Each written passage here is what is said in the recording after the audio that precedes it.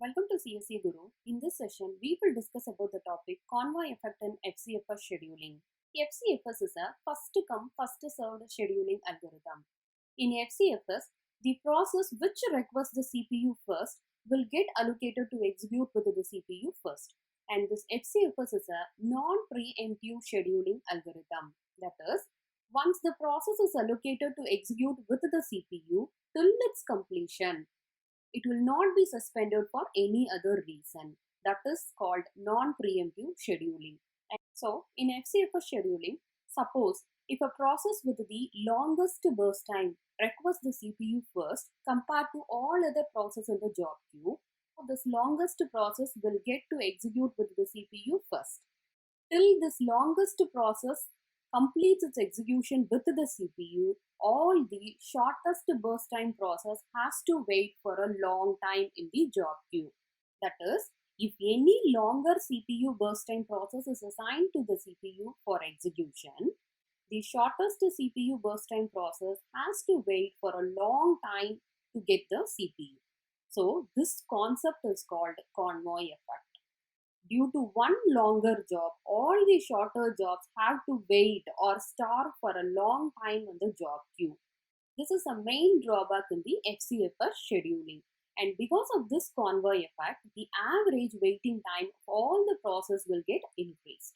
Now, we will discuss the convoy effect with the example problem.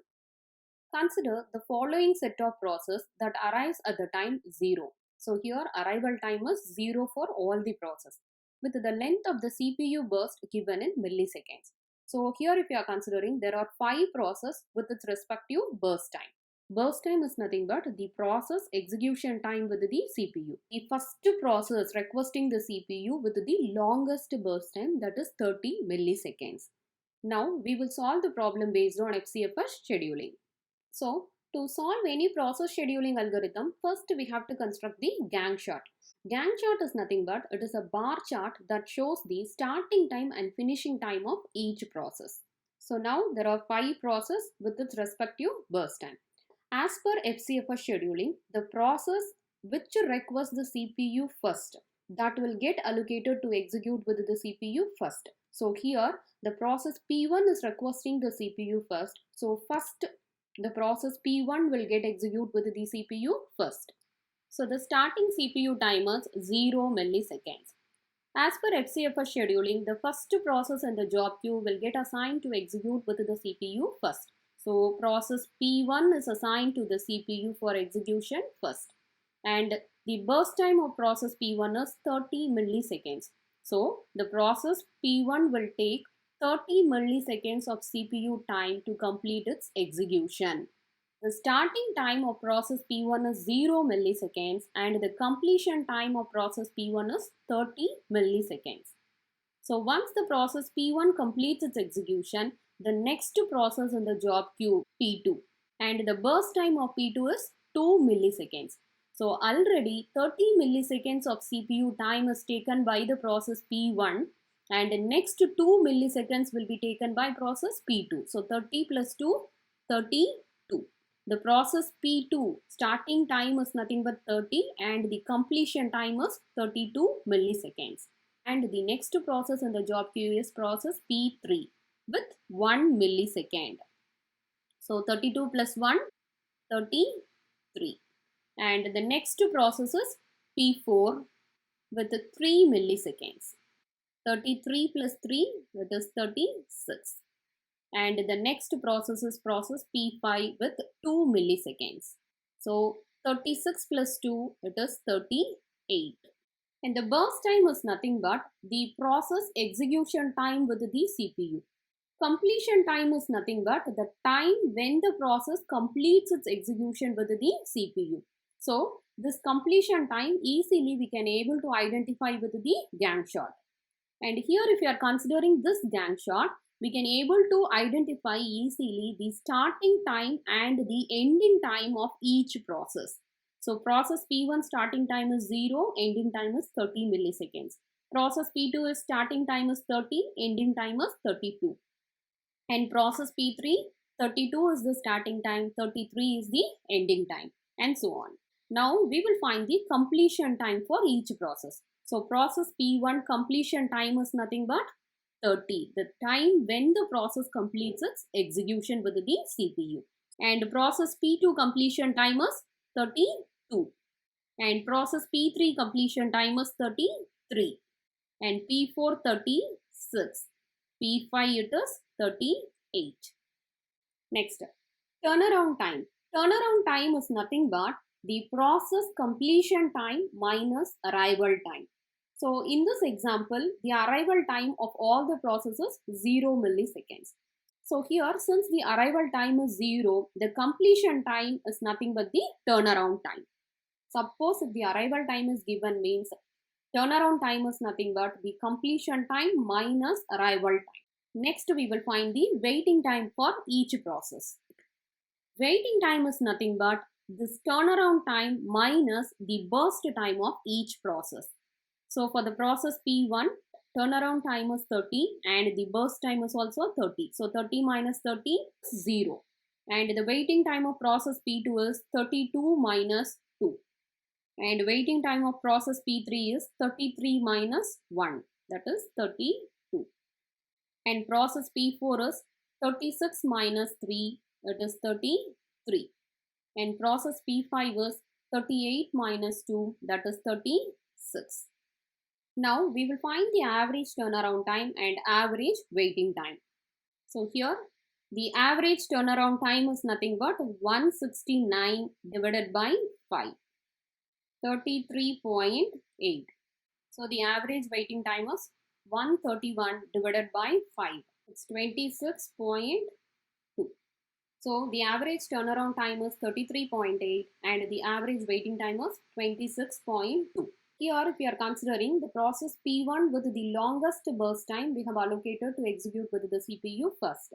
And we got the average waiting time is 26.2. So now we will check the same problem by allocating the process P1 to execute after all the shortest burst time jobs. And we will check the average waiting time. So if you are considering here, the process P1 is having the longest burst time. So we have allocated the process P1 to execute with the CPU at last. That is, after all the shortest burst time jobs complete its execution with the CPU, we are going to assign the longest burst time job. And we will check the average waiting time now. So here, as per this example, the process P2 is the first process we are going to execute with the CPU. So the starting time of CPU is 0 and the first process P2 will get execute with the CPU and the burst time is 2 milliseconds.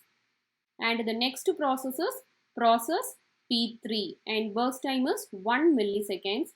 Already the process P2 takes 2 milliseconds of CPU time to complete its execution.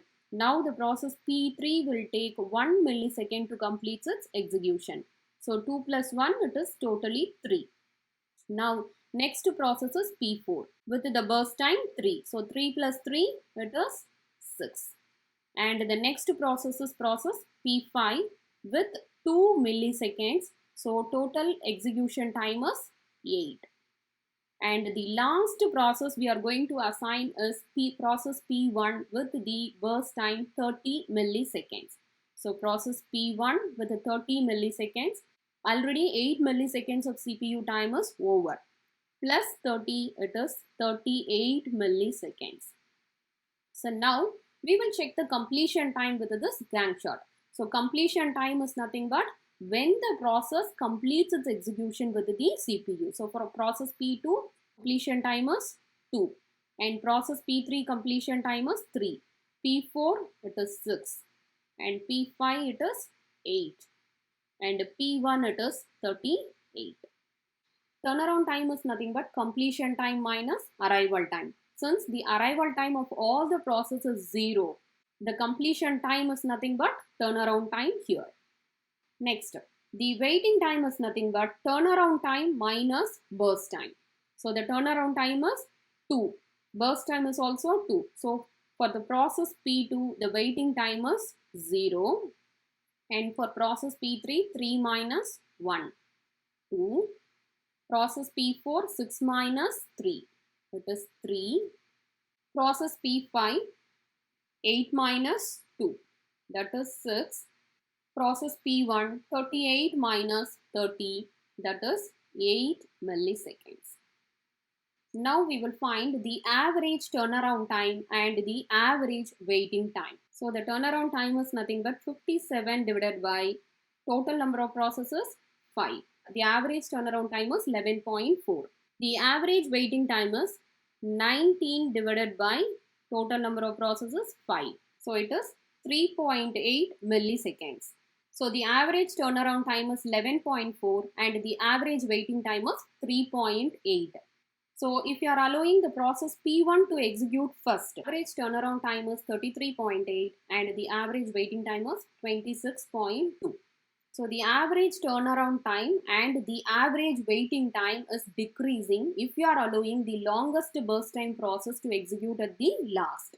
So in FCFS scheduling, if you are allowing the longest burst time process to execute first, this longest burst time process will block the CPU time for a long time, so that the shortest CPU burst time jobs has to wait for a longer time in the job queue, and also the average waiting time will get increased. This is the main drawback in FCFS scheduling. So to overcome this convoy effect, the job with the shortest burst time should be allowed to execute with the CPU first.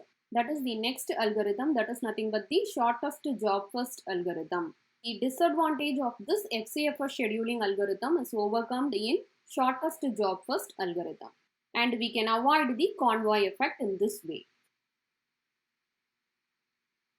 Thank you for watching this video.